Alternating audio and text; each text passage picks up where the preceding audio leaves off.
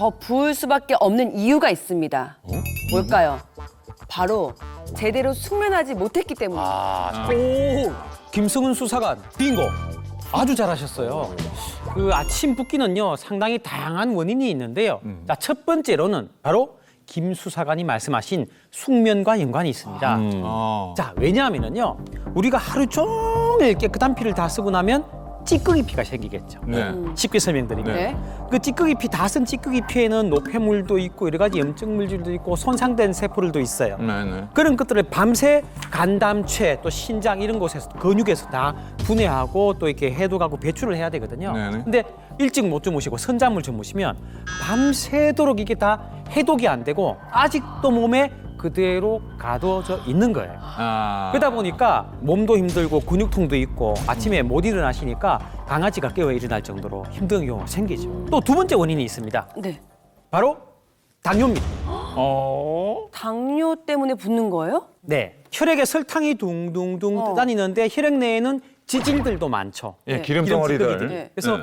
기름 찌꺼기들과 이 설탕 찌꺼기들이 이제 뭉치면 만성적인 혈떡이 형성이 돼요. 네. 이게 죽상화된다고 보통 이제 전문적으로 말씀을 드리는데 이렇게 끈적한 피들을 밤새 어머. 몸에서 또 해독을 해야 되니까 얼마나 힘들까요? 그러니까 해동하는 기관들인 저기 뭐 콩팥이라든지 간 이런 애들이 쉬지는 못하겠네요. 쉬질 못하죠. 그러니까는 붓고 피곤하고 반복을 할 수밖에 없는 거죠. 거기다가 당뇨 있으면은 이 당뇨 증상 때문에 밤에 이렇게 화장실을 뻔질나게 들락날락 해야 돼요. 네, 맞습니다. 보통 이 당뇨 증상이 심하다 보면 이제 밤에 계속 반복적으로 화장실 가시잖아요. 네네. 그러면 이제 수면의 질이 떨어질 수밖에 없습니다. 뿐만 아니라 이제 김숙희 씨처럼 이 갱년기 증상 중에 이제 우리 불면증이 있거든요. 그러면 이제 엎친 데 덮친 격이 되는 아이고, 거죠. 아이고. 거기에다가 또 당뇨가 영향을 줄 수가 있습니다. 이렇게 이제 수면의 질이 나쁜 분들은 이제 체내 당 대사가 제대로 원활하지 않아서 이제 인슐린 분비라든지 이게 떨어지고 또 제대로 잠을 못 자면 우리 스트레스 호르몬인 코티졸 호르몬이 몸에서 많이 분비가 돼요. 특히 이렇게 이제 불면증이 있거나 이런 분들은 이런 당뇨병 발병 가능성이 2.6배 증가한다는 연구 결과도 있습니다.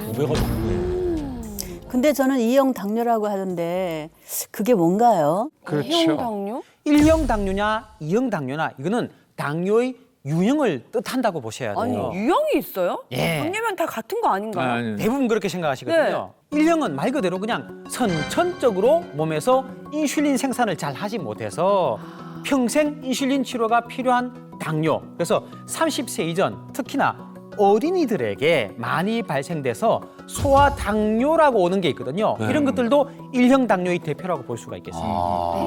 여기에 반해서 이 E형은 이제 중년 이후 성인들한테 가장 많이 나타나는데요. 식생활병이라고 보시면 돼요. 네. 뭐 과식이나 과음, 이제 뭐 비만, 스트레스 등으로 생기게 되는데요.